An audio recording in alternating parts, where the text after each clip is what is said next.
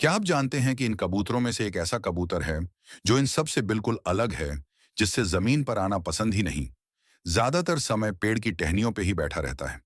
इसका नाम है येलो फुटेड ग्रीन पिजन, जिसे हरियाल के नाम से भी जानते हैं। ये एक सुंदर पक्षी है जो हरे पीले रंग का होता है, जिसकी वजह से पेड़ों में आसानी से छिप जाते हैं। और ये हरा कबूतर जंगल के लिए बहुत महत्वपूर्ण है, क्योंकि यह फल खाकर बीज को जंगल के अलग अलग हिस्सों में फैलाता है, जिससे नए पेड़ उगते हैं। ये कबूतर इंडिया में भी देखने को मिल जाएंगे। तो आपने कभी देखा है? तो कमेंट में बताओ कि कहाँ देखा है।